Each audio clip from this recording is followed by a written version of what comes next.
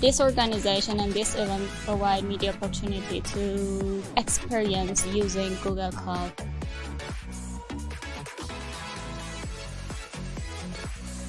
I want to connect with a lot of people. I'm a people person. We have people coming from doctors' background, medical professionals, lawyers. The ability to actually participate in a live session is much more powerful than a virtual classroom. But here you've got a lot of volunteers, you've got great instructors, and it really helps because when you do get stuck, you can ask someone. It's made less scary when I was surrounded by others and we could ask for help. It's an opportunity to connect with other people who also have the same affinity for this new cloud technology.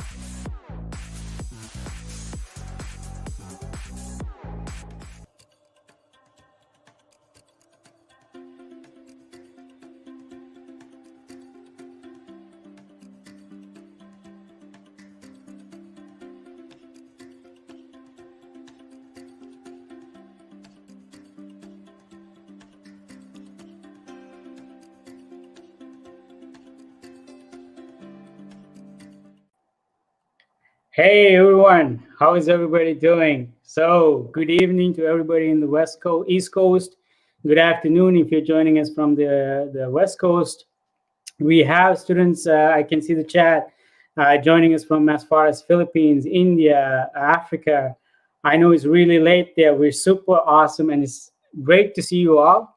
And we have an awesome panel planned out today. So a few things, let us know where you're coming from, which university you're a part of on the chat. We're going to take live questions. So we want, during the panel happening, send us all your questions. We're trying to get on as many questions answered today as possible.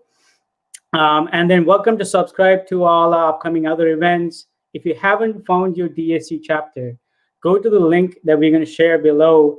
Find your chapter. If you don't have a chapter there, that's fine. Find the closest chapter and you can subscribe to some of these awesome events that we're going to put together in the next coming months. So that being said, I want to introduce our panel of developers, student club leads, who are students who got some awesome internships at 6 different companies. Let's play the reel.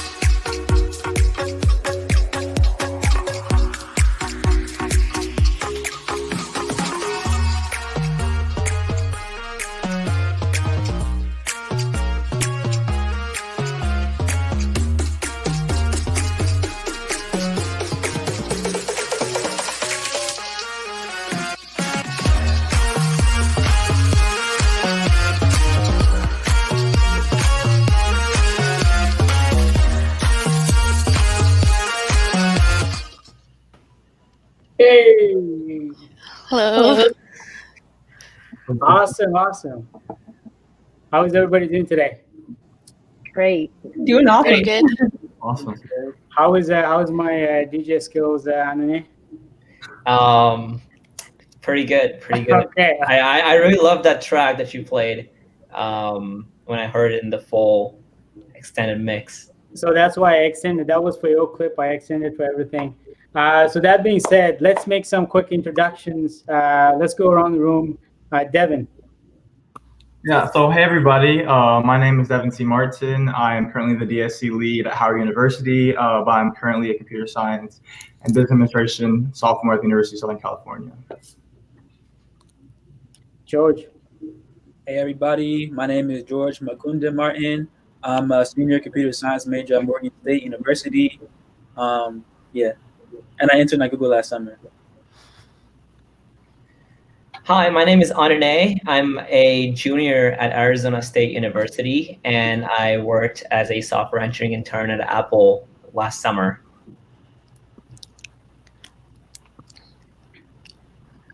I'm gonna go. Okay. Hi guys. I'm Maxine. I'm a junior computer science major and also DSC lead at Cornell University. And last summer I interned at Facebook. Hey everyone, my name is Ariba Aziz, and I'm a third-year software engineering student at McMaster University in Hamilton, Ontario, Canada. And I am the DSC lead for my university, and I interned at Facebook I interned at Amazon this past summer. And hey folks, my name is Jane. I am a fourth-year computer engineering student at the University of Toronto. I was their DSC lead last year, and this summer I had the pleasure of interning at Microsoft. Awesome. Do you all want to give a little bit of a brief as to what you did during your internships? Yeah, I can start. Yeah. So this past summer, I was a software computer systems engineering intern at NASA's Jet Propulsion Laboratory. I worked on the ground data system integration and testing team within NASA's Mars exploration program, where I helped develop and produce flight software for the Mars 2020 Perseverance rover that launched in July of this year. So basically, this was a core infrastructure project to analyze all traffic for the Mars 2020 rover's ground data system.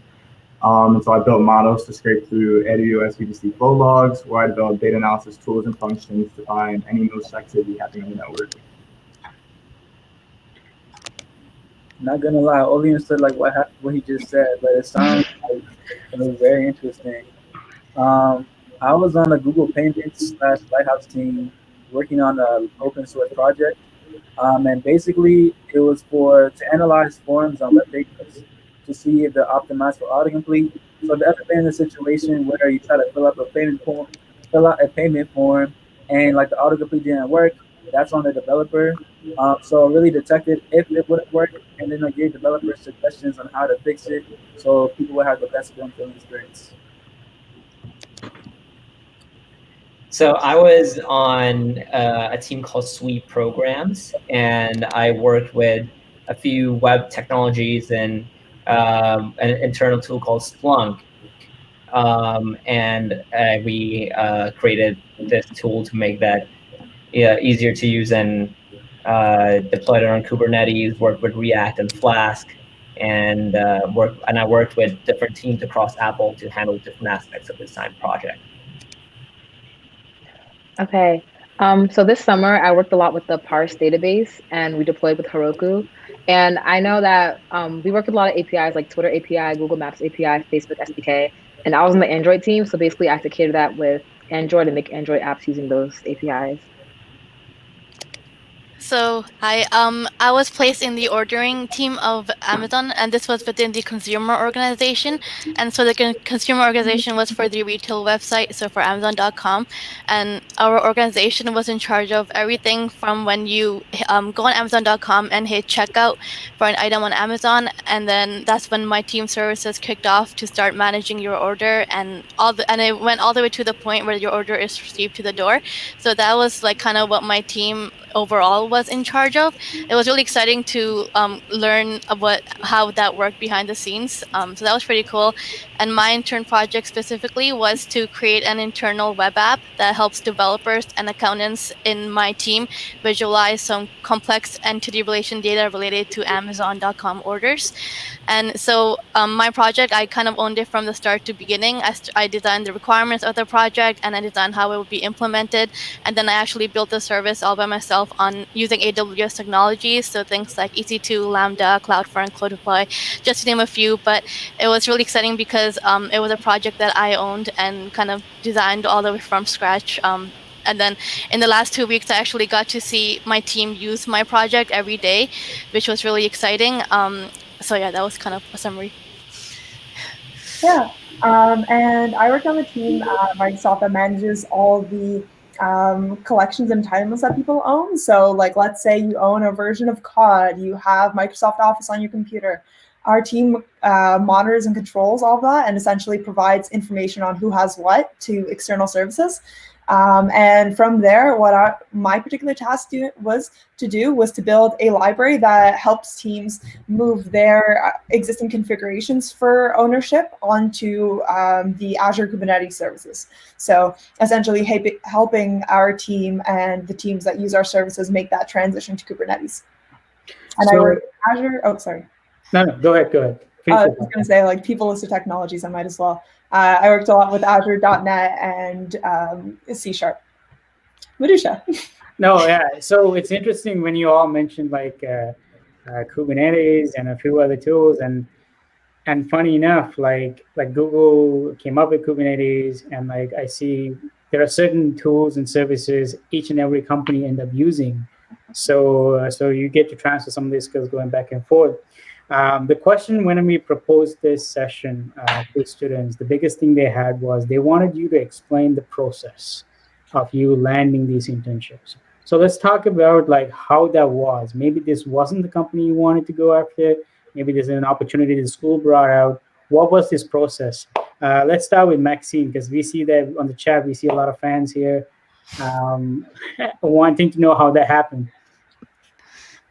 Okay, so for me, I actually did Facebook like through an expedited process because I had other offers. So I got those offers through a conference called Tapia and NESB. I don't know if you guys heard about those conferences, National Society of Black Engineers. And the Richard Tapia conference is for like minorities in computing. So I was deciding between, I believe it was like Salesforce and JP Morgan because I wanted to go into fintech. But then someone brought up Facebook, like I guess a friend brought up Facebook, and I just thought that maybe I should try like industry work and stuff like that.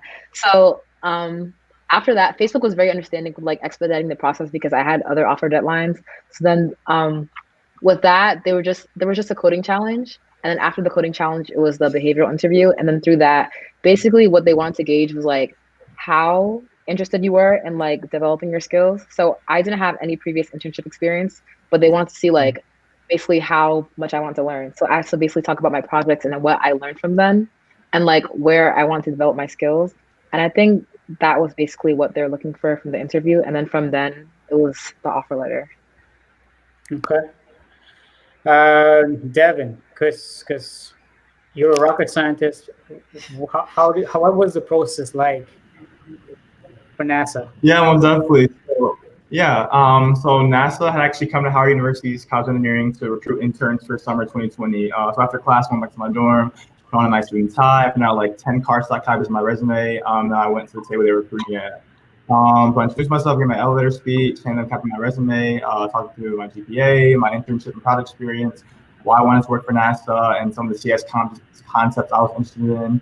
So both of the engineers ended up pulling me to the side and started talking to me one-on-one about some of the projects I might be interested in pursuing at NASA, as well as having me go more in depth about some of the things I've done with computer science. So after we had finished talking, they invited me to a presentation they were hosting later that night regarding like the crucial role bioscience plays in sending rockets to different planets. So I ended up going and basically got the chance to talk more with the engineers personally and build a professional relationship with them. And so I think throughout like that week and the rest of next week, we were emailing and calling a lot. And so I had found out they were both supervisors at their own teams at NASA.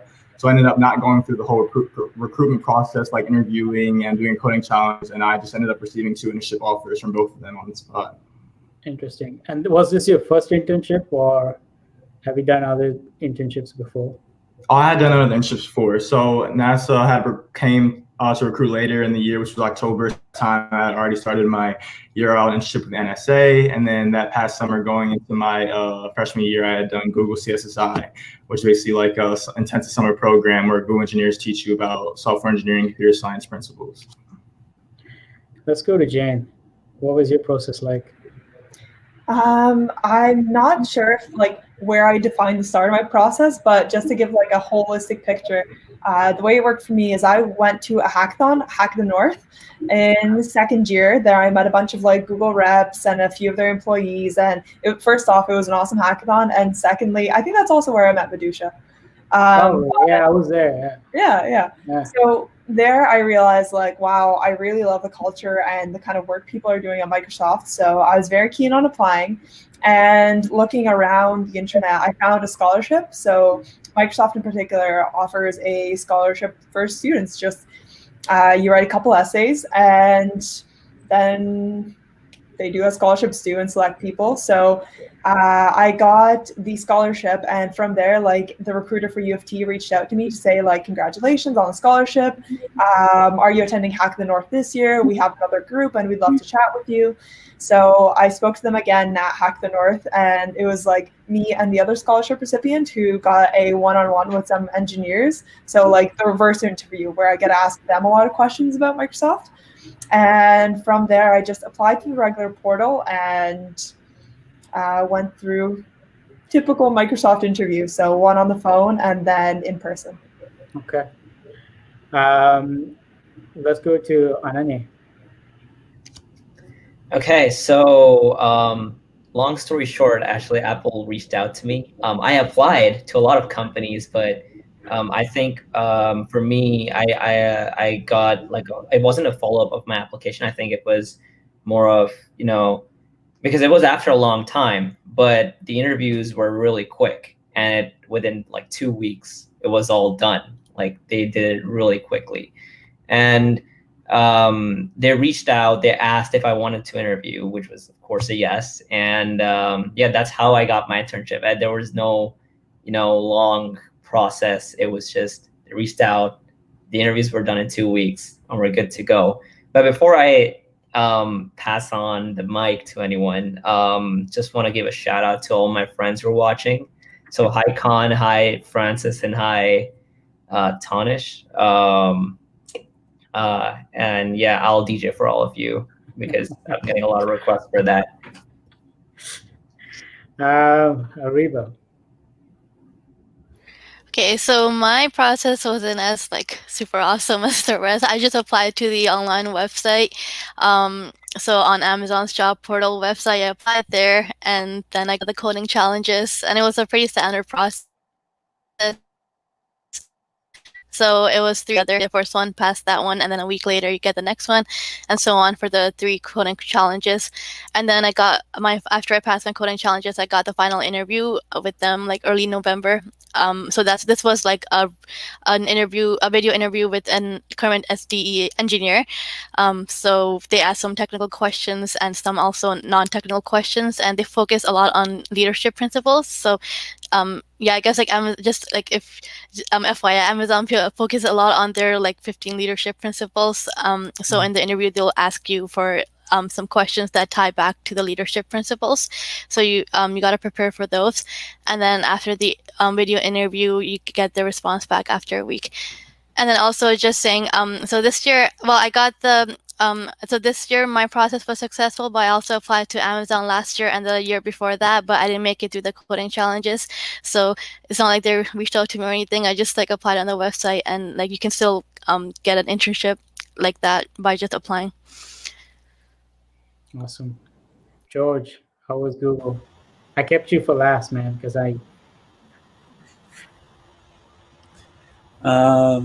So my story isn't as like straightforward. So this started from my freshman year because I was interning at Google. This is my 3rd summer at Google now. So coming into Morgan State University, just starting coding, I kind of chose computer science just because like it looked cool. Like my dad told me to do it. It wasn't like, oh, I really want to be like a computer scientist or anything. So about 3 weeks in, my professor pulls me to the side and he's like, you should apply for this thing called the EP, knockout step, internship. And I was like, what's that? He's like, it's Google, like it's an internship. I was like, freshmen can get internships. He was like, yeah. And I was like, okay, I'll see what you guys like. I'll see what's up. I actually didn't apply though. I was like, yeah, I'm not about to apply because Google isn't about to hire me. I just started coding like 3 weeks ago. That makes no sense. I'm not about to waste my time. So like one day he came up to me. He's like, hey, George, the deadline's this weekend. Did you apply? Did you like what happened? And I was like, yeah, I applied. I got you. So finally, like on the day of the deadline, I'm just there like watching YouTube videos. And I'm like, I'm not doing anything better with my life anyways. I might as well just apply. So I applied, literally turned in my application at like 11:58, like 2 minutes before the deadline. And I got an email back like a week or 2 later talking about let's get your interview scheduled. So I was like, okay. So yeah, that's how I got it. So that's how you got the first one. So I started seeing some similarities.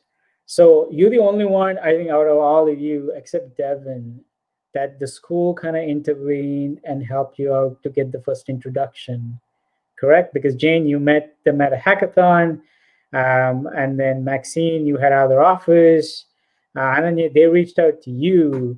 So any tips to that you can share with the rest of the students as to how you can build your profile, or what kind of events to attend, and who to participate with, how to build a network? Any tips that each and every one of you can, if you had the chance to share, what would that be? Let's go counterclockwise. Ananay? I think for initially building up your skills and, the list of projects and everything, I think you should start with hackathons. Start with a lot of hackathons. I actually finished up my entire quota in high school of hackathons. So, I started in 9th grade. And then by sophomore year, I think freshman year, I was so exhausted with hackathons that I started to hate hackathons. And I know it's a strong word to say hate, but, I think it was a great learning experience because it's like a sandbox where you can try, where you're pushed, over the weekend to do something that you thought you never could. And you meet these great people who train you. You'll learn from other projects, other presentations.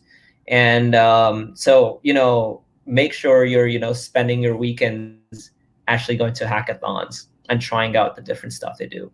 So what does a typical quota look like, or looked like for you? Once every semester? Oh, at 30 a year or 30 in total? Total. Okay. Total. Okay. Yeah. And yeah, that's about it. Yeah. Awesome. Unless there's a good prize.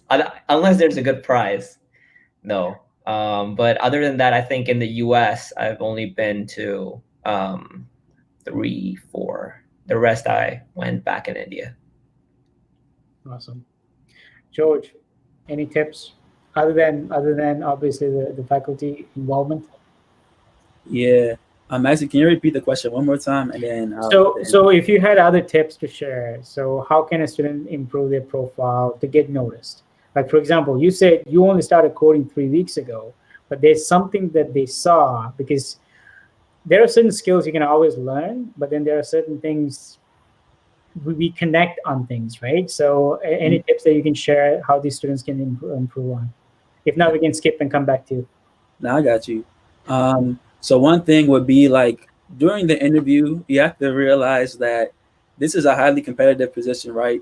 There's going to be so many people who are equally qualified who are able to get the position.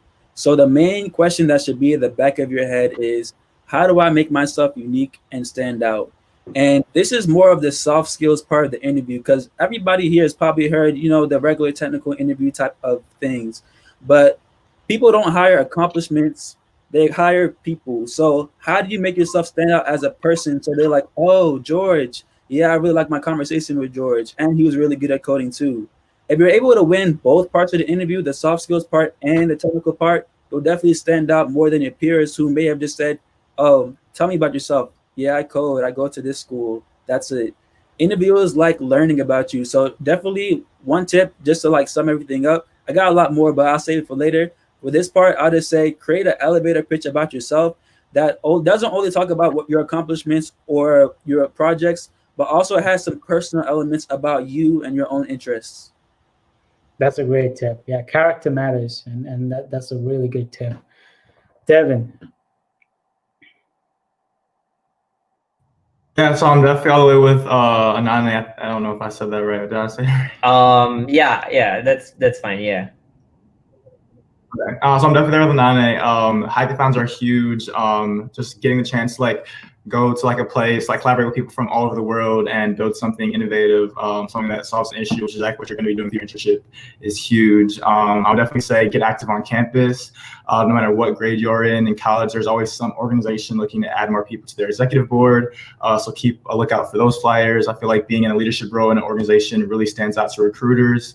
Look on your school's website for the type of research that is going on around campus. There might be some professor that is doing research on a topic that you're interested in. So definitely reach out to them. It's a great way to build up your skills.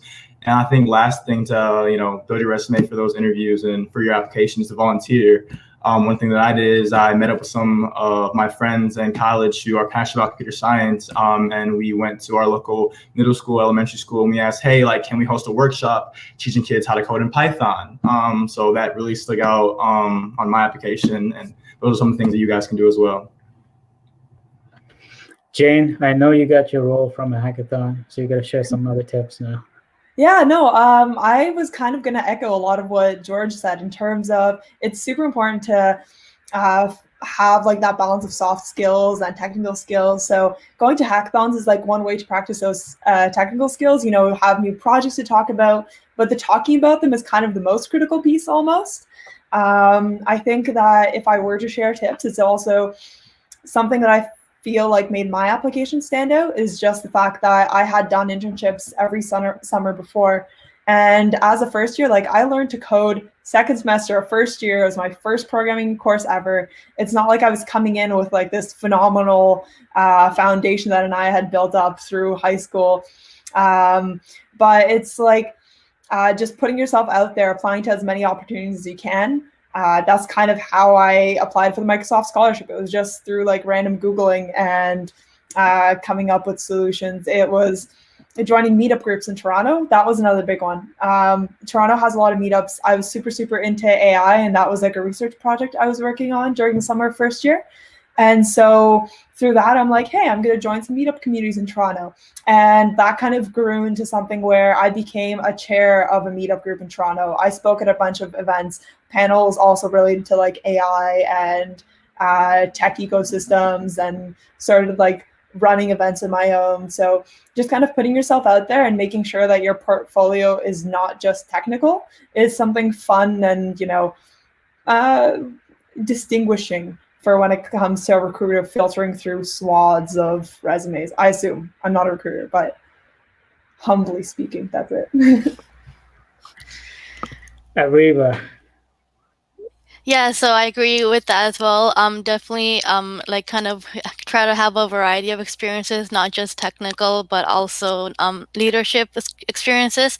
So in your school, you'll probably have like a lot of clubs, like someone mentioned. So try to join the clubs and join leadership positions, and then also go to a lot of events.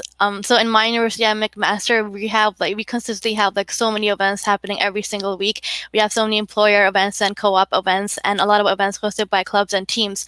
And I'm sure it's like that for a lot of universities too. So try to find out what's going on at your university and attend these events. Try to, like maybe in your first year, be a member of these clubs and then make your way to some leadership positions, because that really helps as well.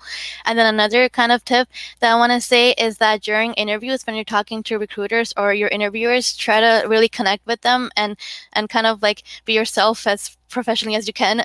Like you're not just someone who can code. I guess you actually should have like more of a personality on top of that, and you should be like someone fun to work with, and you should show your teamwork skills as well. So like, for example, in the reason that I got my first internship back 3 years ago was, I think at my interview, I really like connected with my interviewers, and I showed them an app I made, and then the whole interview we're just like talking and laughing and stuff, because it was just like a fun time. I just really connected with them. So I think it's really important to connect with like your interviewers too. So then you're not just someone who codes, but you actually like are someone to like fun to work with. Maxine.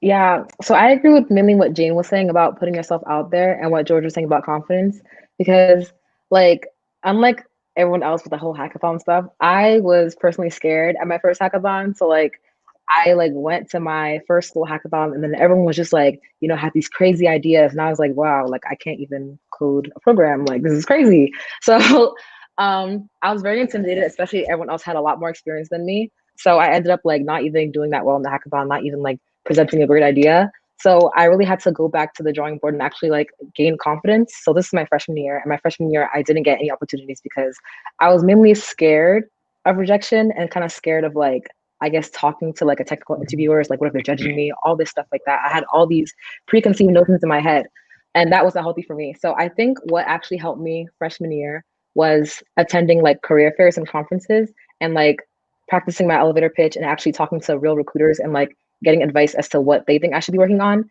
And then I think after like attending, I believe it was NESB was my like most recent conference, like after I spoke to some keynote, after I heard some keynote speakers, like I actually like believe that I could actually accomplish something. And then I actually started applying to like opportunities that I wouldn't have applied to like my freshman year. I think that's what really helped me this year. So I think this is a good segue into the question I wanted to ask a little earlier. How many of you felt like an imposter? You know what imposter syndrome is? You feel like you're not qualified, but now you go into this big corporation and you might even walk into the interview feeling like that. Any tips, each and every one of you can unmute and say out loud. How did you get over that?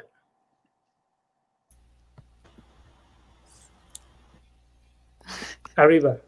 Okay, I'll just start. So for me, so that's kind of like for my first internship when I was a software developer at a small company in Toronto, and I had like so much imposter syndrome because I was like, I don't know if I'm qualified for this and stuff, and all of the stuff that we were doing at the internship was so scary because I never saw Git or GitHub before, and it was my first time using Git. And then I didn't know what I was doing.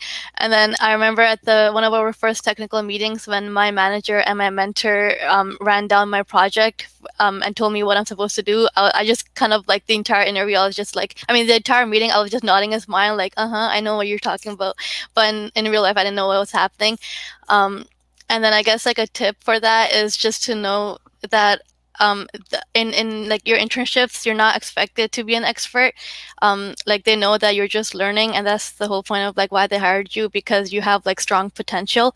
Like they hired you for your potential, not like they don't expect you to be like a super great expert right now. So it's okay to ask like a lot of questions. Like they're waiting for you to ask questions, and yeah, so they're there to support you, like your mentors and your team and everyone.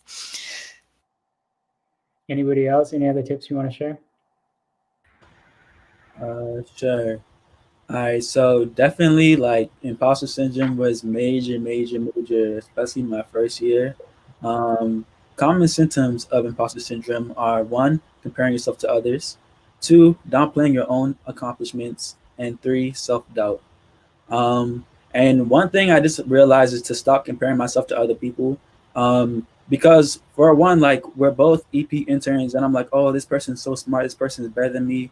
I don't know what I'm gonna do. Like I need to catch up. And it's like, you don't need to catch up. Like your own pace is good. You made it there for a reason. For one, nobody ever expects you to know everything, especially as an intern. It's a learning experience. It's not you need to know everything by day one. Even full-time employees get like a year ramp up to understand the technology and what they need to do. So really not being afraid to, 1, ask questions, and like, just being comfortable with not knowing. And then 2, not comparing myself to other people, because everybody has their own story. Some people might have been coding since they were like 5, and that's okay. You started coding last year and you still made it there, and like you're gonna get your own speed. So that's my main thing. And last is don't downplay any of your accomplishments. Like own your accomplishments. Make sure like don't ever take anything you do for granted. Like it's not an accident you got there. So yeah, that's my advice. I think Jane, you had a point to add too.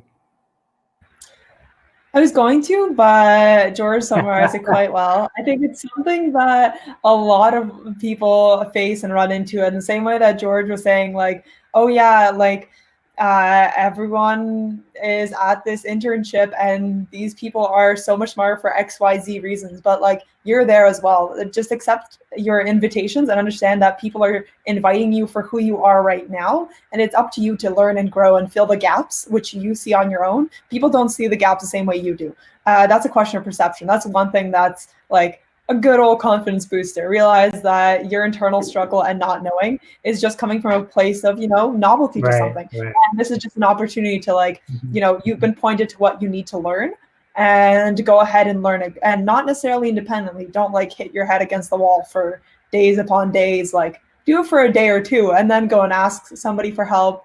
Fellow interns are usually always so willing to help. Profs also, surprisingly, answer questions like real people. And oftentimes, like, you will get help when you need it. Awesome.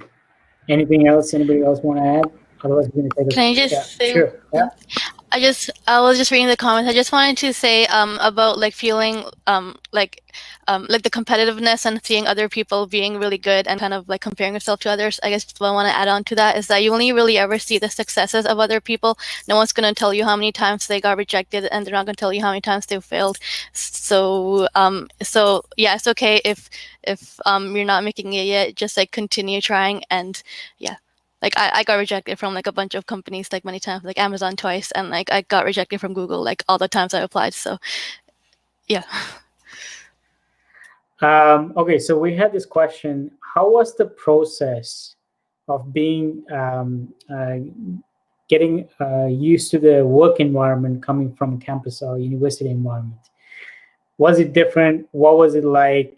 Any tips that you can share?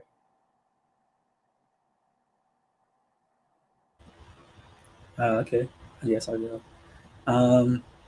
So coming from like, I don't know if y'all are familiar with Replit or your school uses Replit, but coming from just coding in isolation to actually coding with the team, that was very like a lot. And then also like Google has all of these terms that I didn't understand. So I felt like they were speaking like a whole nother language. I'm like, what are you saying? Like, what does LDAP mean or whatever you guys were talking about? So like one thing that I really got to get good at was one, reading documentation. Reading documentation, like I never read documentation before. I would never read anything. I don't even read instructions, but by like I was forced to read documentations to really understand things, to know like, okay, this is how the coding environment is. Another thing I had to do was like for code reviews. Like people don't like reviewing code. Like that's a chore for a lot of people. And I learned the easier you make your manager's life, the better your review will be. So being the first reviewer of your own code was something that I had to learn even throughout my second internship, because if you just give like code that you didn't review to your manager, they're gonna be like, okay, let me just give you like, I mean, they're not gonna be mad about it, of course, it's like, but they're gonna appreciate it more if you really like, you know, gave them some more quality code than things that you could have fixed on your own easily just by taking a straight look at it. So yeah, and then the last thing I'll say is like I learned a lot of debugging things, like you know, putting in print statements, console.logs, because debugging is a skill and Googling is a skill. Oh, and then my last point. When you don't understand something, this is what I usually do before I ask for help. So first thing I do is look at documentation. Second thing I do is look at examples in the code base, because during your internship, it's very likely you have access to the code base. Third thing I do is I do an internal search. You may or may not have an internal search depending where you intern at it. Fourth is a Google search, my best friend. And then after all that, ask my manager. And I usually give a time limit for like 45 minutes to do all this too. And I do this because by the time, like when you have a question, right? If I say, for example, something's wrong with my car, and I'm talking to my mechanic, right? He's going to be like, okay, what's wrong with it? By the time you do all that research, you're going to be like, okay, there's something inside my engine, this, that, but I'm just not sure how to turn it. And he's like, oh, you got to turn it like this. So the more specific questions you ask, the better chance you'll get like a easier response, and it'll make it easier on your manager. But also don't waste too much time knocking your head against the wall and letting days pass by without getting the problem solved. So yeah. Okay, so let's take a question from our audience. Have you ever obtained any referrals for your internships? If so, how did you get in touch with people in the company? I don't know whether maybe this is not for this role, maybe for your previous roles. How did you leverage your network? Was there any referral systems? I know I referred few students before, but what your experience has been?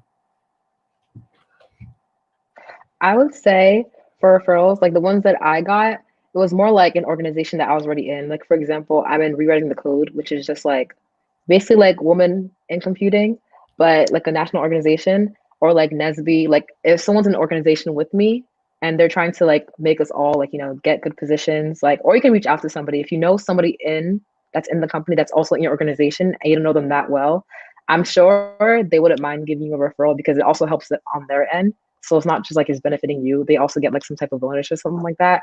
So I would say don't be afraid to reach out for referrals, because like it's very helpful. Like, for example, if someone asked me to give them a referral, I wouldn't deny it, because if they get the job, I also get a bonus. So it's not like, oh, it's going to hurt me or something like that. Just like, don't be afraid to ask. I wanted to mention. No, go ahead. Okay. When it comes to referrals, I think your name got hidden. Maxine, yeah. So as Maxine said, making a lot of connections. I just wanted to stress a little bit on networking. Go on LinkedIn, go on this website called teamblind.com, and you'll eventually somehow connect with people who work at different companies, or you can have some friends who've interned at these companies, and they can, connect you further. So for example, I have a friend in the chat right now. His name is Konik Soy. Well, he's just asking questions. He's actually interned at 6 places, including Facebook, Amazon, Bloomberg, etc. So, you can, connect to people like him or other people, and they can get you in touch with other people who can then refer you. Because again, if you get referred and you get hired, the other person who referred you gets paid.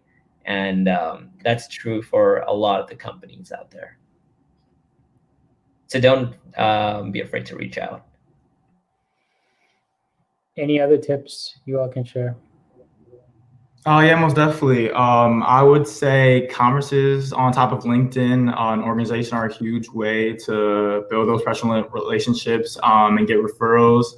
Like if somebody who's in a really big position is giving a conference and you're there and you're in the audience, don't be afraid to walk up to them after the conference and introduce yourself, talk to them, have a conversation with them. I know I did that one of my conferences, and it ended up being like the senior director of cyber intelligence at Capital One. And I wasn't afraid. I went up to him. I talked to him. Some of the stuff that I did, like his work that I loved. We ended up building a great professional relationship. Gave me his number, his LinkedIn, and later on, I asked him to write me a referral for Capital One. So yeah, definitely don't be afraid to go to people at conferences and like build a relationship with them and talk to them. So, sorry, George. Go ahead. I was gonna say just one extra thing. There's not only referrals. Like the whole point people get referrals is to get faster in the hiring queue. So you'll just hear back faster. Another way to do that is by attending like company-sponsored events and webinars. Literally, Lockheed Martin, I just signed up for one of their events not too long ago. I didn't go, but I saw it and I signed up. A recruiter reached out to me and they're like, "Oh, I saw you sign up for the event. How was it?" And I was like, "Good." So yeah, just go to like company-sponsored events that you're interested in. It's also good to keep up like what they're doing too. And recruiters check that, so they reach out to you that way too. I think that's a good point. So one tip I can share is there's always a value exchange. And what I mean by that is I pay more attention to students who bring value to the organization or the relationships that we had. So it can be some of the leads who ran events. That way, like we talk to each other on a regular basis. I know where their work ethic is like.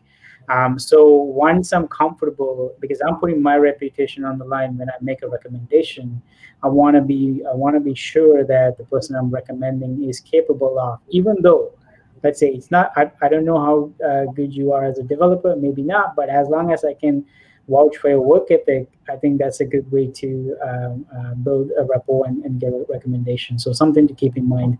I think we have a few more questions we want to. Yeah, sure, Devin. Oh, can I add to that, Madusha? Yeah, so definitely when you make these relationship with these people, and you ask them for referrals, like don't end the connection there. Like I recommend like keeping up constant communication with them. Ask them for coffee chats every month. Like text them, hit them up on LinkedIn, say, hey, how are you doing? Let's have time to chat. Like let's go over some things. I just want to know how you're doing. Like don't just use them for you don't want to come off as you're just using them. You want to have a relationship with them. You want to continue to grow with them. You don't want them to just be like, oh, you're just using me just so you can move up. But you want to work on both sides. So definitely keep that relationship going with them. That exact scenario happened to me. I made a recommendation 4 months after when she had to find another job. She reached out to me, and then I sent her a very polite message saying, hey, this is all you reached out to me for. And then she replied back saying, I learned my lesson. I should have said thank you for the first time I got it. And then we went on our separate ways. So yeah, keep that in mind. I always say, hey, it's like a bank account. You need to deposit to withdraw. So make sure you make those little deposits before you start withdrawing them. I think we can take another question. Before we move on, I just wanted to build up on what Devin said, and I really agree with that. I think one more important thing that I want to point out is communication skills. And those are really important during your interview, whether you're getting a referral, whether you're making connections to the Valley. The thing is, you don't want to go on and ask a person when you're first connecting with them or for anything.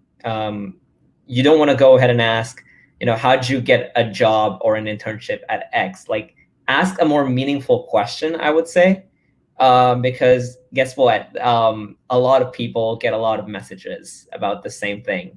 And if you want yourself to stand out, I'm not emphasizing on that you shouldn't talk to people, you shouldn't outreach, but when you're reaching out, make sure you're asking, a question that's as meaningful as possible, as specific as possible, and something that you feel you did not find on the web. Like, you go to Quora, you find answers to the most generic questions. So a good question really makes you stand out. And that's during your interviews, that's during your, whenever you're connecting with someone on LinkedIn or sending them a message. I think that's applicable everywhere. So just wanted to point that out. And plus one, don't come and ask me, how do I stand out? I don't know. When you come and ask me, how do you stand out? I don't know you. Can you juggle? Can you show me something? So yeah, plus one to what Ananay said. Let's take another question from the chat. I'm confused on what companies are looking for because I have 4 internships at Intel and NASDAQ, leadership research experience, awards, hackathons, but I still get rejected. So I think this is a 2-part question. I guess, So what are companies looking for? Is there any tips that you can share as to how to do some of the research so when you prepare yourself better? And then the second part is, I guess, how do you spread and reach out to more companies so that way the probability is going to be a little bit better? Any tips? Anybody want any takers? I could start off on that one a little bit. Just like looking at the question as a whole, as opposed to like splitting it up into 2 parts. Like, so whoever this is, like, you have internship experience, or clearly you're not getting rejected for everywhere. We're all here on the panel, but Ariba said, like, oh, you see people's successes, you don't see their failures. I can tell you firsthand that when I was applying to my first internship, I had a whole spreadsheet going of everywhere I applied to. I think I applied to like 400 places. I don't remember how few of them I heard back from. I did get an internship in the end, but it's all a game of numbers. So like, just having an internship is one thing. Like, leadership research project, that's awards, hackathons. Like, this is an amazing resume. Maybe like you just need to like reorganize the way you present your information. Maybe it's actually the resume, but even with the most perfect resume, you will still get rejections. Like, companies have headcounts, companies have limitations because of unprecedented times. We've all gotten that email. So in the end, there's no like foolproof answer to how to get accepted to everything. At least I don't know one. Maybe someone else does here, but yeah, like in the end, it's a game of numbers. Put yourself out there. Continue doing what you're doing because that sounds awesome. You're getting internships. Clearly, it's working for you. And yeah, like maybe connect with somebody. Maybe look for a referral. Try to see what you don't have. But in the end, like, just be confident in what you're doing. You seem to be fine, and we all get rejected. It is what it is. Just to piggyback off of that, like, yeah, it sounds like you're killing it. Like, you got 4 internships at Intel. So when I'll just add on to, it's really about like marketing. So it's not about being the most qualified candidate. It's about how well you can market yourself. So definitely, maybe, I don't know, this is just a generic response somewhat, but like in resumes, one thing I've seen a lot, like when people ask me to review the resume, list out what they did, but they don't list out like their impact. So definitely, like, this is just a response in general, like always like put out all your impact on your resume. As a result of you doing this, then this will happen. And that'll be like a game changer. Another part is uniqueness. Always in interviews, like I said earlier, like make yourself like have some type of unique, maybe if you have a pin or something that'll make you remember you. Because when a lot of qualified applicants are applying, the name of the game is how do they remember me? Can they say my name at the end of the interview? Great tips. Any other tips you want to share? Yeah, I had a tip. Yeah. Oh, sorry. Are you Yeah, just building off of it. Okay, yeah, anyway, so yeah, it's building off of that. So in interviews, it is important to make yourself stand out and make them remember you. So just the way that I do it in my interviews is show them like a past project. So in your resume, you probably have like some projects that you've done, and you can talk about it as much as you want, but there's something different if you actually show it.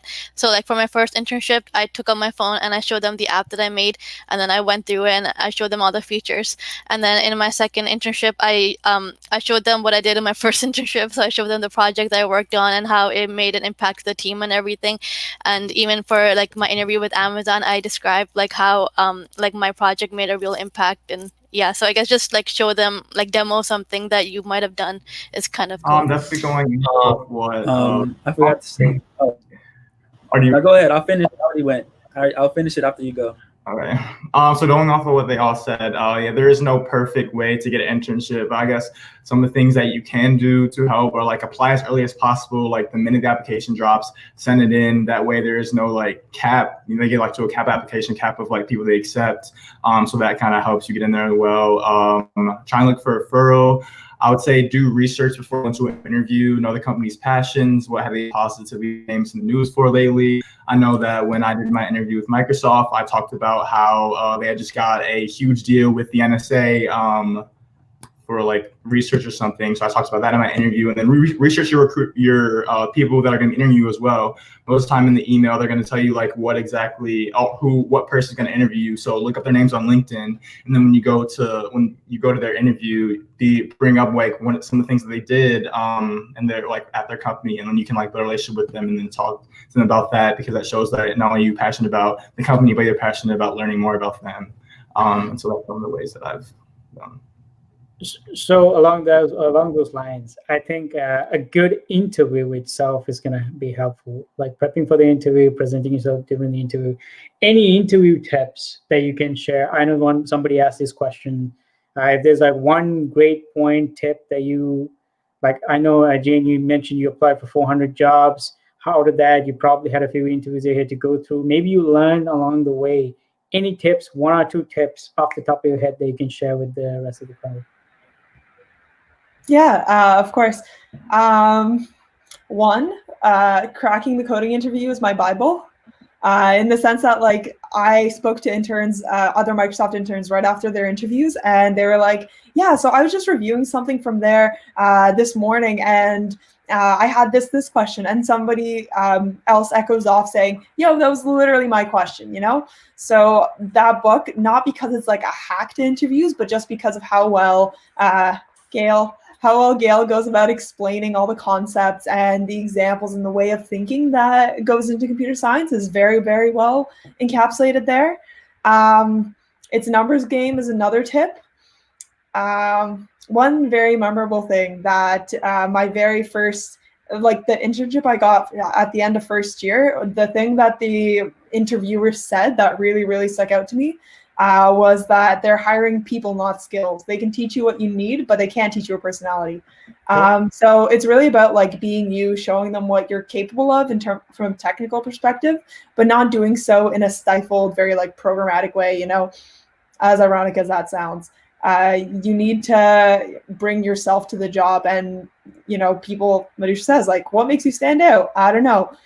You tell me is kind of like the point. Mm-hmm. So yeah. Maxine, you had multiple offers from multiple different organizations. Any tips you can share during your interview process? Yeah, I would just piggyback off what Jane said about being yourself, because I know before I had the offers, I wanted to be a little fancy and do my interviews in Java because I thought it was so cool. And like all the cool people were doing it in Java. And I was like, bro, I really understand Java, but I'm just going to try it. And that went really bad. Like, I think that was the worst interview I've ever had in my life, actually, because I was just making up methods that didn't exist. And it was just a big thing. But like, yeah, just be yourself. So I ended up just like going with what I knew the best, Python, just using the data structures that I knew perfectly. And with studying, I think I used LeetCode because a lot of people were using cracking the code.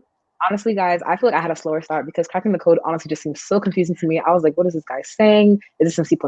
Like, what is going on? So also, I started coding in college. So honestly, all these things were new to me. So I started doing the easy questions on LeetCode.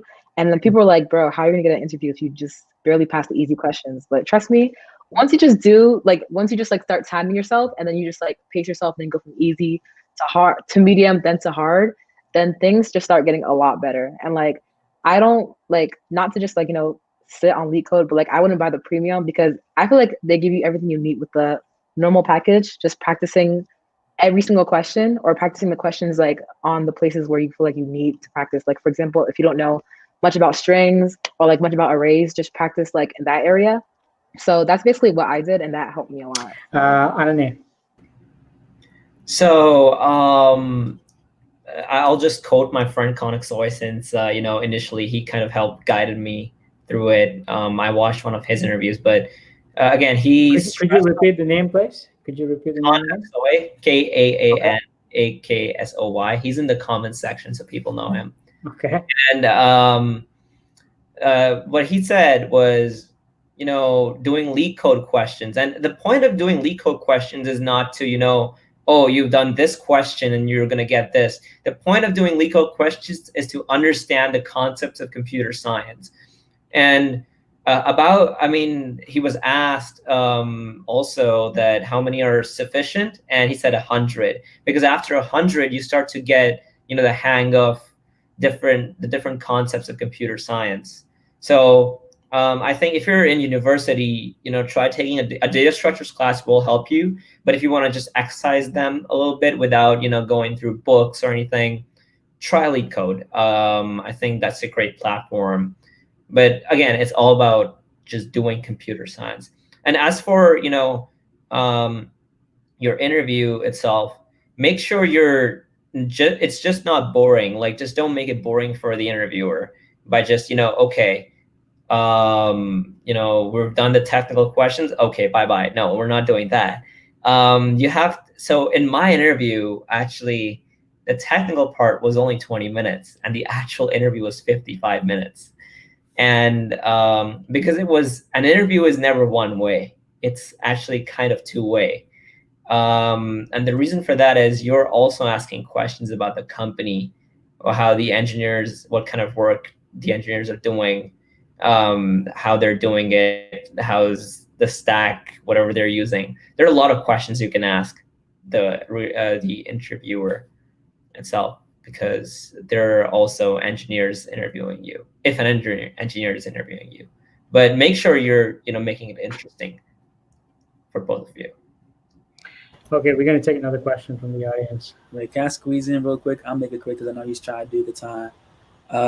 Point number one, to practice for interviews, Calendly. Mock interviews, like after you do the LeetCode, after you do the cracking the coding interview, it works out, and then you get the this flow. Practice like your presentation. I make a Calendly link and I drop in like huge computer science group chats. People book me and we do like mock interviews. It also helps being on the other side of the table, knowing what to look for. So that's one. Two, quality over quantity. So I saw a lot of people like mass applying, and that's cool, but pick out 10 companies you really tell your resume for, because you'll hear back more likely if you apply to 10 companies and really tell your resume versus 10,000 companies and not tailoring your resume. And then the last thing is diversify where you apply. Apply to the heavy candidate pools, but also apply to like your local places as well, just to diversify like where you apply to. So yeah, 3 quick ones. Okay, let's take this next question. Jacob asked, have your internships prepared you for your career more so than your coursework? And what particular skills did you find were lacking that your coursework didn't address? So how much practical did you learn for your future? Any tips? Let's hear from Devin. Yeah, most definitely. So I do believe that my internship prepared me more for my career more than my coursework.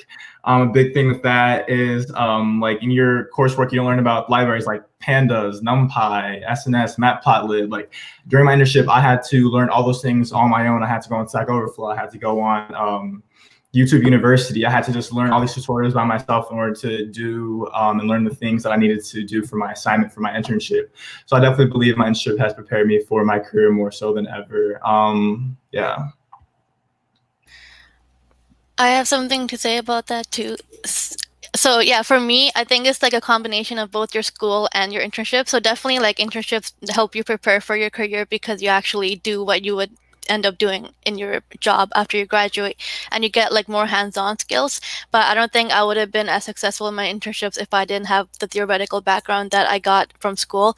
Because like school, you get to learn like the foundations of computer science, and it's just like a lot of practice, and you get to know the theory of how it works, and you don't have time to understand how it works in your job. Like in your job, you just have to deliver results. So in school, it's good if you take the time to understand how everything works, and then in your internships, you apply it. And yeah, so I think it's like it's like a combination of both. It's kind of like the perfect way to prepare for your career. So let me ask you something. These are big corporations. Did you ever hang out with other interns and share tips? Because there might be another division and problems that the other intern is working on that you might be passionate about. Any tips? Any tips that you can share with the rest of the community about this? Because I remember we did that. I know not every organization have those interactive moments, but so for me, I worked at Amazon online because of COVID. So this summer it was like all online. So it was kind of different. But even then, Amazon put a lot of effort in kind of getting the interns to socialize with each other. So like firstly, we had with my team itself, I had like one-on-one meetings with my mentor and my manager. But with other interns, we would have like video chats with our Vancouver location every week, and then we had like a lot of different intern events. So weekly would get emails about where to attend and stuff. And we also had an intern day sometime in July. So what about the rest of you? So we also had an intern day at Microsoft, and we were put into intern cohorts to meet one another within the company. So that was super neat. There were also a bunch of intern events on the team scale, on the internship program scale, which is like humongous given like how many interns are there at the same time. They try to personalize it more by breaking up into subgroups, giving you more like one-on-one time with full-timers. I was part of a mentorship program there, which was also super neat because you just get to ask a full-timer with full candor, full attention, random questions that may have come through your head. So that was neat. In my previous summer internship, which was not online because not COVID, I was working in Chicago at a trading company. And so what a bunch of the companies were doing is, Chicago is a big hub for trading. And a lot of trading companies would host happy hours for their interns to mingle with other interns. And so that was another fun way to meet people and learn about other companies just through like happy hour events that companies host. And I think a lot of companies are doing this virtually now. So yeah, it was kind of like what George said about signing up for that one event where he didn't really attend, but then got a special link. Well, also, if you attend, there are some benefits in terms of networking, meeting people, asking questions that you could reap. Any other tips? I think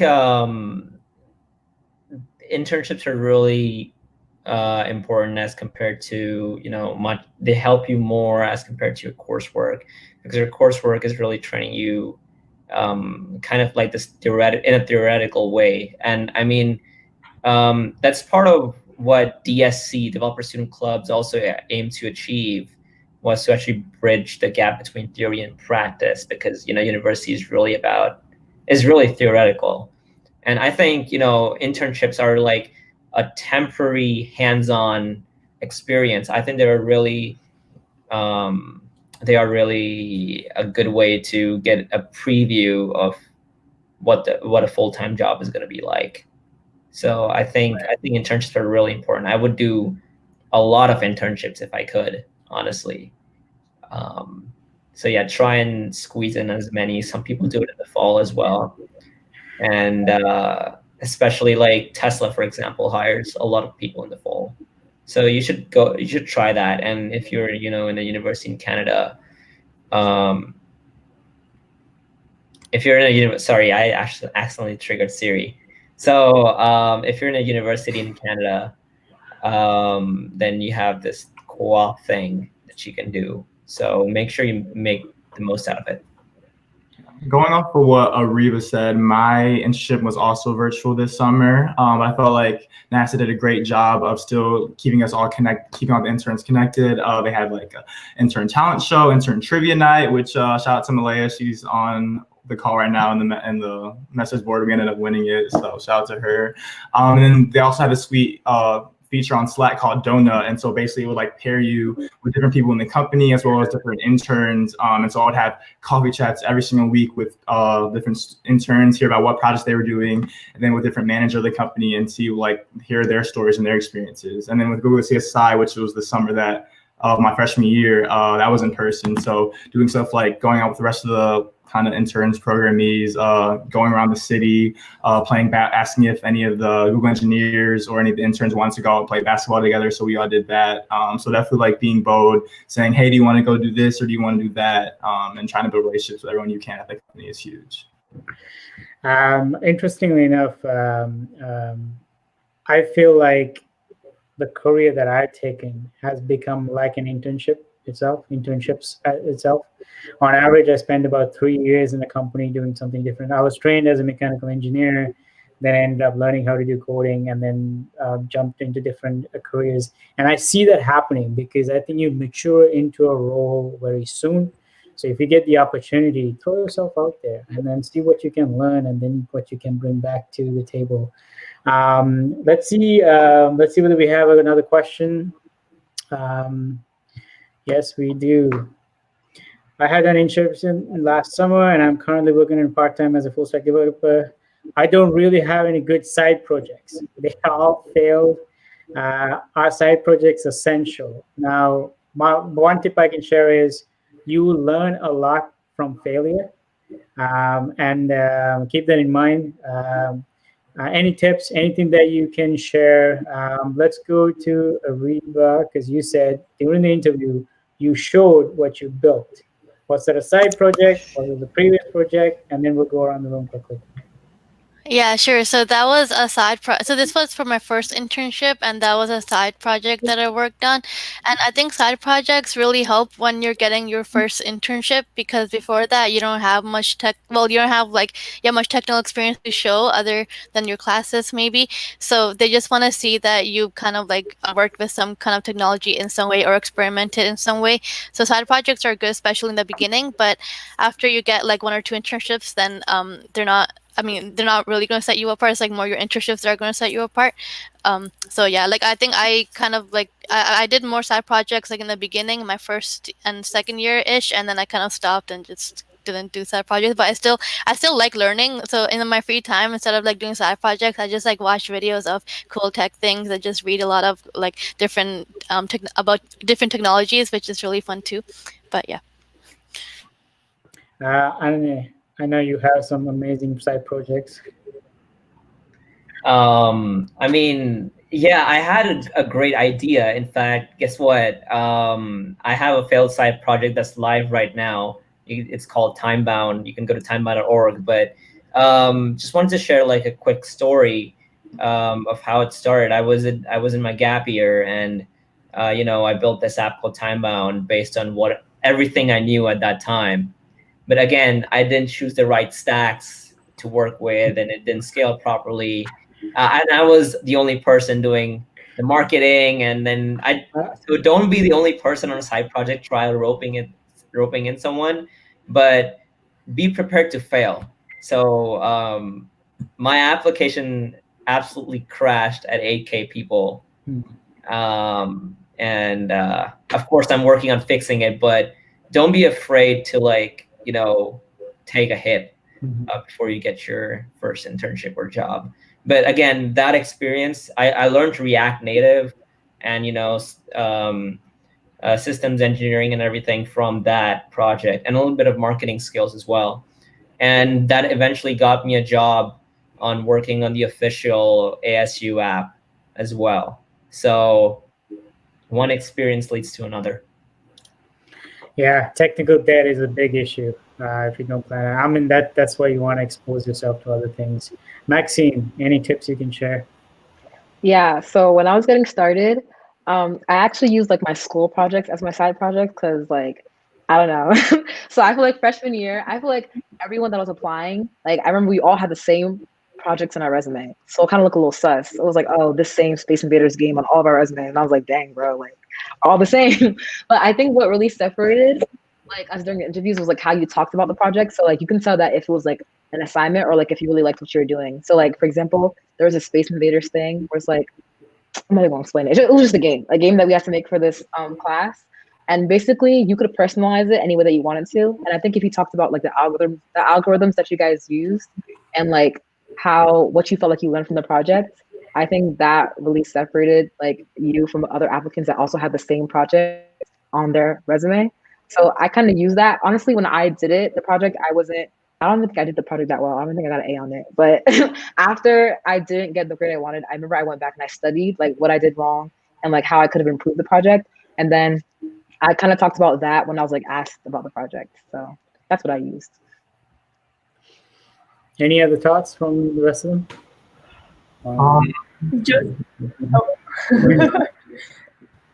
I can go. Yeah, go for it. Yeah, basically, I'm just gonna piggyback off what Maxine says about one. The question is, are side projects essential? No. Being quite honest, I didn't have a side project in my resume until like a couple months ago, and it's been working out for me. But I did have some other things like on my first resume, like don't be afraid to add things that may not be necessarily what you think needs to be on there. Like for example, I put McDonald's because I worked at McDonald's on my resume. And like they get different things from different things they put on there. So like, oh, he can juggle, like he can do work and he can go to school and things like that. So no, they're not essential, but they are good to have. So now just adding upon that, like Maxine said, is about marketing. So it's not about what you did, it's about how good you can express what you said you did. So if you just said, oh, my teacher told me to do this and this was the result, versus I created this using JavaScript, React, and CSS, and I had over 500 like just finesse it. Like they don't actually know. They're not going to check your website. Talk about it like with some passion. You be good. It don't matter if it failed. You built it. Yeah, I kind of agree. If there's a, I know. You can go, Jen. Sorry. All right, thank you. If there's a quote you're going to take out of this, it's going to be just finesse it, George. Honestly, it's all about the way you present things. And the question itself was like, I have failed side projects. Well, as has been said, backing off Maxine, like it's literally a failed side project, but it's your opportunity now to go and like see what you could have done better, what you could have done differently. And I said that you could have essentially had like, you didn't use the right frameworks for it. You didn't use the right languages. Well, if you explain that to someone you're talking to, be this a recruiter, be it your interviewer, and tell them like, yeah, so when I was working on this project, I did this, this, and this, and I could have done this, this, and this better. And I understand that it didn't work for X, Y, Z reasons. Well, then that's all the reason for why they should, consider you technically competent in one sense. You didn't know this then, you know this now. You learned about new algorithms while researching why this project didn't work. Just milk your knowledge and just talk about it. That's the key takeaway here, I think. Devin. Oh yeah, most definitely finesse it for sure. But I don't believe in like any failed projects. Like that project is something that you were trying to work on, you're trying to learn, you're trying to like build your technical expertise. So definitely something that's huge to bring up in your interview and on your resume. But what was I saying? I'm sorry, I lost my train of thought. But like I know that freshmen reach out to me all the time, like, hey, like I don't have any like technical expertise. Like I'm applying to these tech companies, but I feel like they want to see some project on there. most definitely like go online and like look up tech project you can do, like build a website, build an app, just do something that you can talk about in the interview or something you could talk about on your resume and just put it on there. It doesn't have to be a successful product to be a failed product. Just as long as you have some technical project you can talk about, I think that's really important to have. Mm-hmm. So I'm going to ask this question because we get this question a lot, and someone asks, we're going to segue into this. How much data structures and algorithm knowledge is expected from an intern and during the interview process? Any tips you can share? Now, we have a few events coming up where we're going to walk you all through how to crack the technical interview. We've done in the past. But let's talk about algorithms and data structures. I guess they're more interested in how you think. Any tips, any suggestions, anything that you can share with the rest of the crowd? Now go ahead and name it. There you go first. You said first, so you can go first. I'll go next. I'll be brief. All right. So the first part of the question was like, do you use data structure algorithms in your actual like internship? And like this is an unpopular opinion of mine. Personally, I feel like technical interviews are BS. That's my personal opinion because I had never had to do no breadth first search during my internship. I'm sorry, like literally all the questions you ask are not very applied. Like, and if anything, I learned the data structure algorithm. I can always just Google search it. I'm just saying because I Google everything.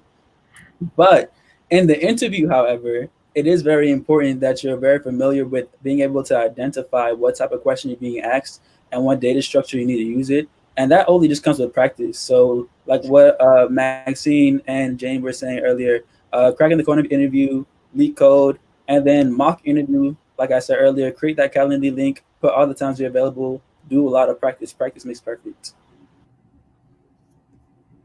I don't have specific tips. I think I think from my side, I've said everything, but I want to share a link, which I've passed on to one of the moderators right now. It's actually a playlist by Google themselves, by Life at Google. And I think, they're the best people to trust when it comes to this. So check out this playlist and you should get some good information from that. Any tips around how you can show your thinking? Let's say. So can I speak to that? Sure, yeah. Yes. So I was just reading the comments. One of the kind of related to that is when do you know you've done enough leak code? So like my personal question is, it's not about like how many questions you've done on leak code. It's not like you need to do like 100 or 300 leak code problems to be competitive in programming. It's not like you just do a problem and then once you get it right, you just go to the next one. You have to like for every problem, you have to kind of, you have a process of thinking. So if there's like a whole process that you'll read about in cracking the coding interview, but I think the first step is to come up with a brute force solution where you just find like the dumbest solution that works, and then after that you build on it and like make it, optimize it, try to find different ways that you can optimize it. And then also once you're done like the solution, this is like for your interview, don't just like be done at the solution. You should like analyze your own solution. You should be like I guess like at what points will your solution fail? So some edge cases and like how much scale can your solution handle? Like, is your solution built for scale or not? So a lot of different kind of like, you just have to analyze your problem. It's not just about answering the question. And then also so to practice with like kind of doing that is like when you do leak code problems, don't just aim for quantity. Try every leak code problem that you do. For every question that you do the entire process. I think analyze it and come up with a brute force solution, and then optimize it, and then analyze it, and then think of edge cases and like test cases to test it and everything. So yeah.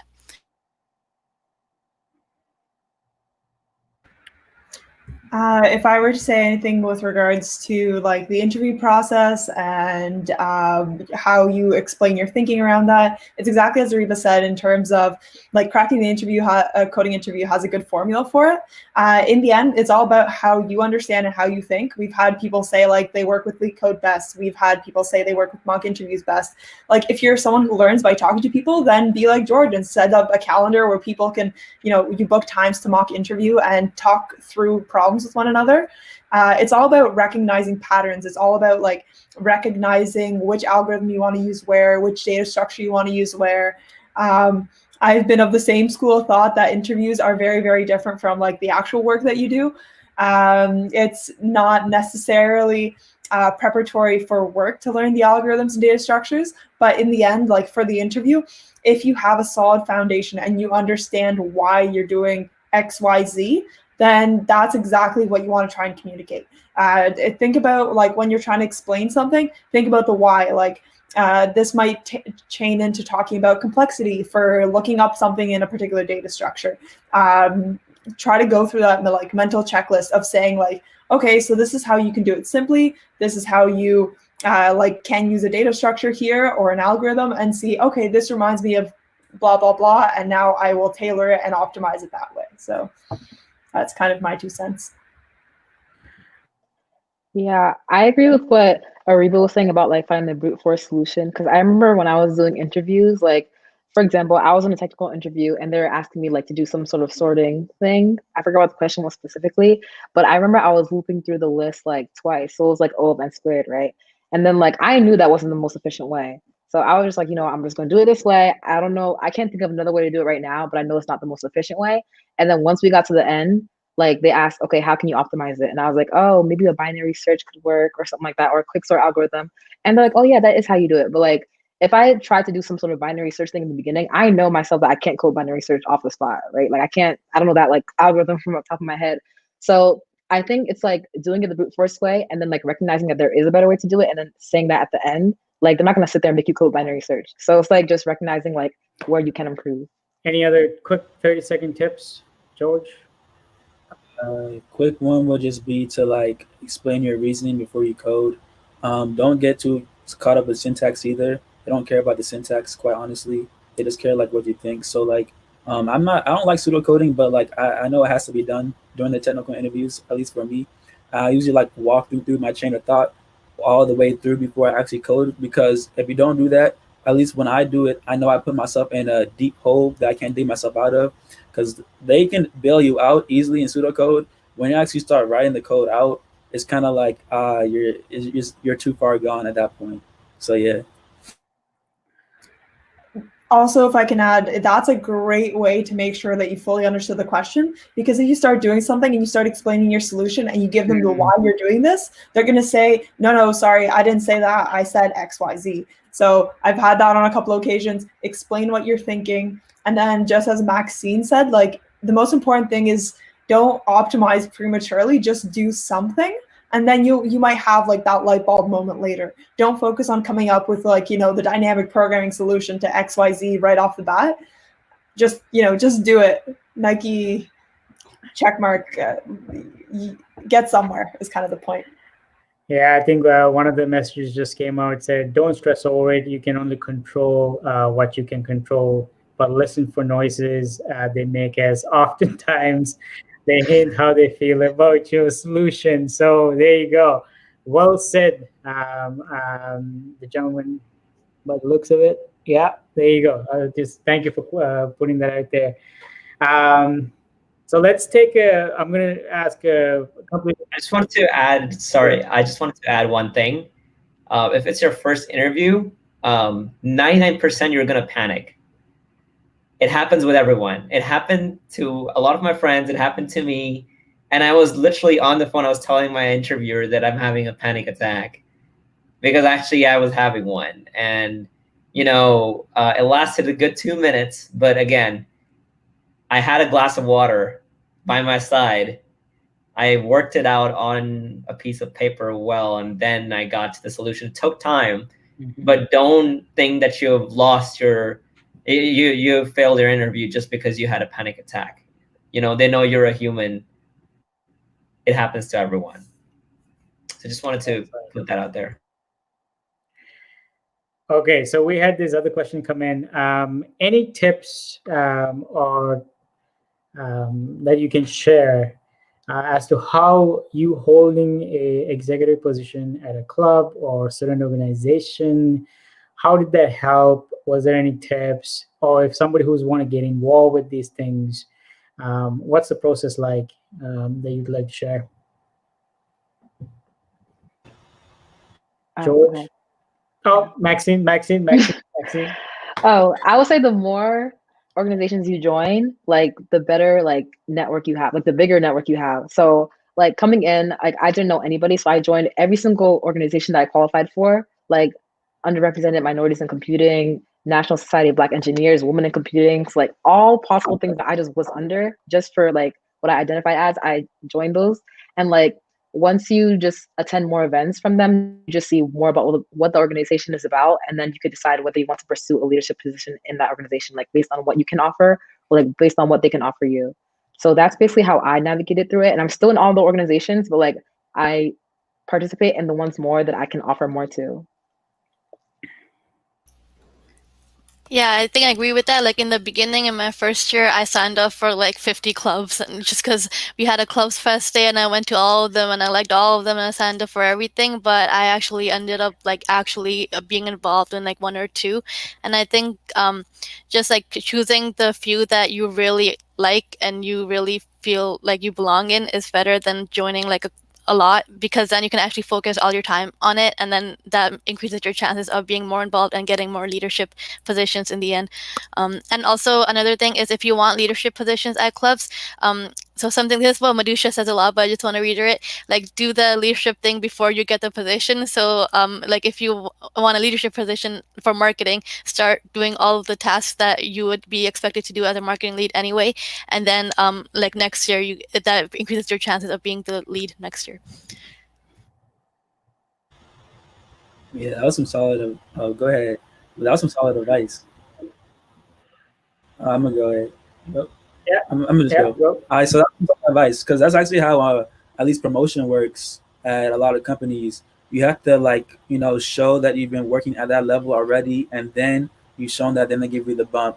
My main tip would be about time management and not spreading yourself too thin, because it's very likely that you may be like the type of person who wants to do everything and anything and conquer the world, and now you're in all the clubs.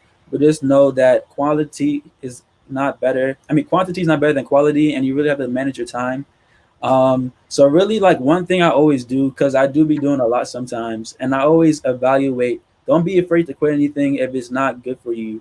1, 2, always like be aware of everything you need to do. So I always try to write out like everything I'm involved in. How much time does it take out my week? Do I have time to do this? Do I have time for friends? Do I have time for this? And I evaluate it. And then I also have like a planner. So one thing that helps me out, especially when I'm planning my day, is I put how much hours I have in that day available outside of meetings and class. Because if I don't do that, I'm going to think I'm going to conquer the world in the one day, and I don't accomplish anything. And I feel like, dang, I didn't do anything. So I know how much hours I have in a day. It makes me able to plan appropriately better. So okay, I allocate this much time to do this, allocate this much time to do this. And I kind of do it like on a weekly sprint. So like I know what I need to do within the week, and I'm able to allocate the time appropriate for each one. So this comes a massive time, and then 2, massive prioritizing. So being very, very, very strict with how you prioritize things, and only doing tunnel vision, one thing at a time. If you're doing this club thing or this assignment, don't be doing this at the side, because that's how you're going to get messed up. So yeah. And yeah. Yeah, I definitely. No, go ahead, Devin. Oh yeah. Yeah, I definitely recommend being a part of organizations. I know like it was NESB and ACM, and like throughout the year they would like partner with different companies. Like Google one time came and they like told us how exactly they want their step application to look. Then IBM came, they had a resume workshop, how you outline your resume for internships. And there was one time where LinkedIn came and showed you like how to make your LinkedIn stand out. So I definitely think being part of organization is huge in your career growth and your internship growth. And specifically being in a leadership position is huge, because though, because those organizations like NASB and ACM, they had those connections with those companies. Like I remember I was the freshman liaison for ACM last year, and because I was on the executive board, I got to get invited to an exclusive dinner with engineers and recruiters at that company, and just got to build a relationship with them, and even got a boost in the application process and got referrals. So definitely being in a leadership position gives you that upper hand, because you can make those relationships with those companies and get invited to exclusive dinners and events just because you're on that executive board. That's great. Wow. And just a couple things to add to that. Beyond just like the connections that a certain club lets you have, the way that Devin highlighted, another thing is just like it becomes a talking point. So a lot of people have very separate interests. You meet somebody at an event, at a meetup, and you chat with them about something. Let's say you learned something new about, I don't know, like autonomous cars, and then you chat with somebody else, and now you have this new little piece of knowledge that you can share with them.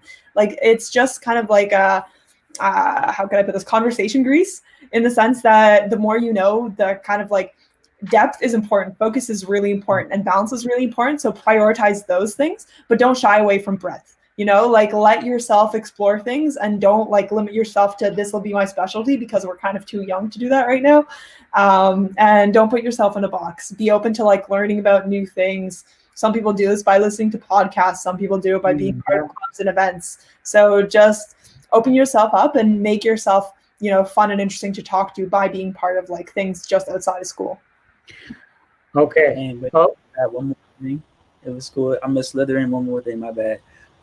Go outside. Join things that are outside the comfort zone too. Like my freshman, sophomore year, I was on a dance team. Mind you, I was like an athlete in high school, so I never danced in my life. I was on an Afrobeats dance team, and it was really fun. But I actually used that to write about it in an essay for like I think a scholarship or something. And like it was a unique thing, but I was able to talk about how like it helped me work with teamwork and all that. So definitely like there's a lot of transferable skills. I was in SGA too, a lot of transferable skills that you can talk about, like Jane said, in your interview, and you can actually use in your real job. So yeah. Okay, I think yeah, we are almost a little over time. But what I want to do is I got one last question for all of you. So what does your future look like? Where's your career path heading? Are you happy with the experiences you're having so far, or is there anything that you're trying to pursue and learn and get into? Let's go counterclockwise. Ananay. I think I don't know where this is going to happen. If it's going to happen at a big company, or if it's going to happen if I take an entrepreneurial path. But eventually, you know, I want to be behind a great product that people in the world can use. And, you know, then, you know, okay, hey, I made that product. And they can be like, wow, this is amazing. And, you know, if it impacts their life, I think watching the world change as a result of their actions is what makes me happy. So however that happens, I'm looking forward to taking that path. That's awesome. George. My bad, I couldn't find my notes. I would say short term, at least, I'm thinking about going into product management or software engineering for full time. Haven't decided yet. Stay tuned. Long term, I'm really interested in the economic and the next technology boom that's going to happen in Africa. I know a lot of people are talking about the next billion users in India, and that's also very exciting. But I think the next billion users is in Africa. And like, honestly, I think that within like the next 50 years is going to be really good. I actually want to move over there.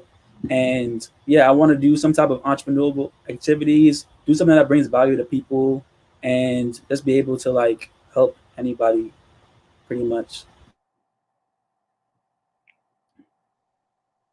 Very inspirational. Devin. Yeah, so definitely short term, definitely want to get involved in artificial intelligence, machine learning, data science. I feel like that's the future. The world is becoming more digitalized, so that is something I definitely want to do a path in. But long term, I guess my dream would definitely be to go to medical school and, you know, become a doctor in computational biology, because one of the things that's going to be a booming industry is biotechnology and using CRISPR for genetic engineering. And so one of the things that I want to do is I want to use computational biology and engineering to be able to go into like a preborn baby's DNA and be able to get rid of detrimental diseases like cancer, Parkinson's disease, Huntington's, autism, and be able to use code and medical technology in order to get rid of those so that any baby that's born doesn't have to grow up with those detrimental things. So that's my dream. So I'll keep you posted if that ends up happening. Definitely software engineering and AI is something that I'm very interested in. I think you're on the right path, and so hopefully you'll be a part of terraforming Mars too in the middle of somewhere there. So, Jane, final thoughts. Yep. So I just want to start off, like, I'm not one to have a 5-year plan, but just retroactively, I want to say that, like, I'm so grateful for all the experiences I've had, kind of like how I went about getting these experiences, just like looking for opportunities to learn and opportunities to grow. And that's just kind of what I'm looking to do in my career. So I really want to be part of software and continue on as a software engineer for at least the short term. It's one of those avenues where you get to learn and work with a lot of new people, new things all the time. Technology is always evolving. So it's like one of those things where you're just forced to learn. And I really, really love that and want to be a part of it. I want to, as my career progresses, work on solving like large scale, real world problems. I'm a huge neuroscience nerd. So, and I've done a lot of work in AI actually. So Devin, we can chat later. One of the things that I've worked on and something that I'd love to continue in an extension is like, I've built a machine learning algorithm to diagnose brain cancer, but like to that extent, you still only know so little about the brain. This algorithm only works so well. And it's something that's so like omnipresent. Like we all have brains and we all know so little about them. So I want to be part of that research and development and kind of bridging the gap between technology and like biology and medicine, maybe doing something like that. And working with people while I do so. Yeah. We definitely should talk Jane later.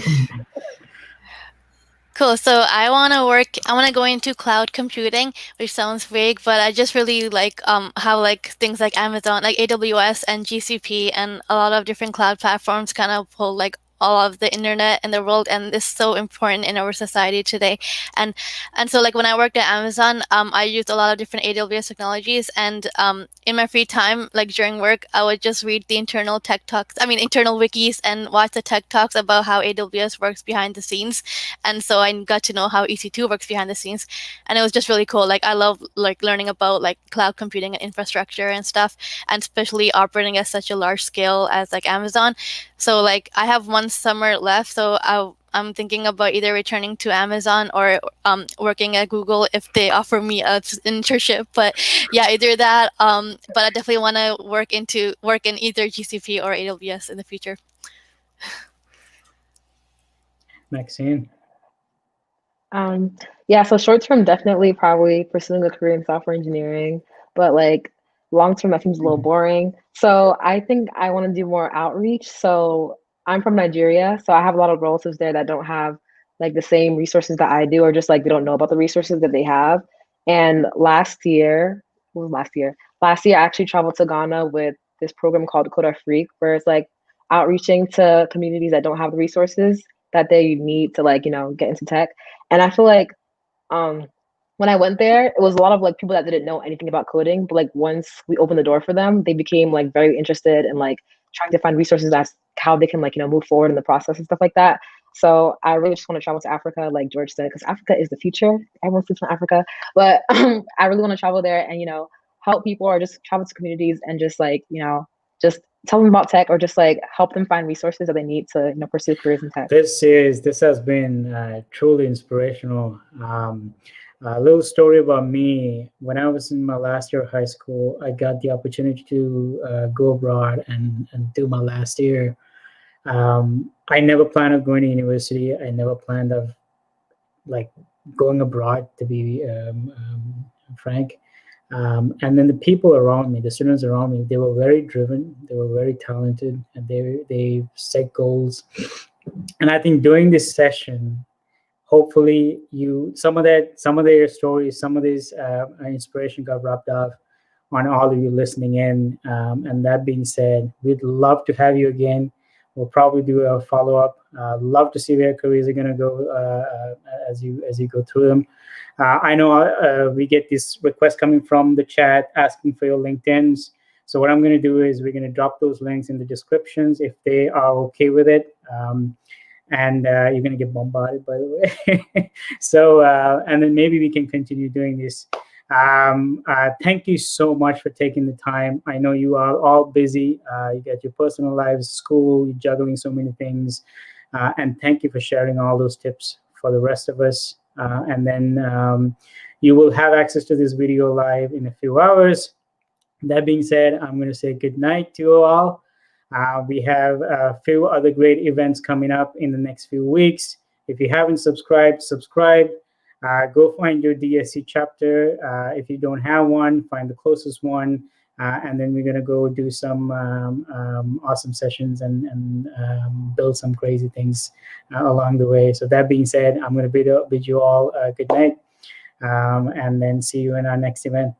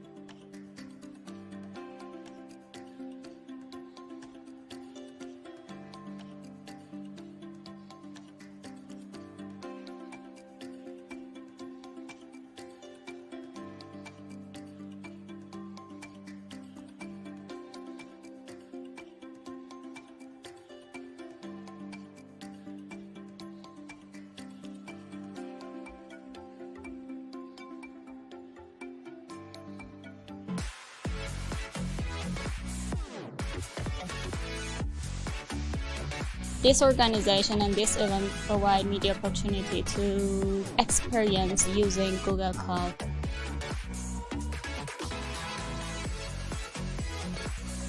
I want to connect with a lot of people. I'm a people person. We have people coming from doctors' background, medical professional, lawyers. The ability to actually participate in a live session is much more powerful than a virtual classroom. But here you've got a lot of volunteers, you've got great instructors, and it really helps because when you do get stuck, you can ask someone. It's made less scary when I was surrounded by others and we could ask for help. It's an opportunity to connect with other people who also have the same affinity for this new cloud technology.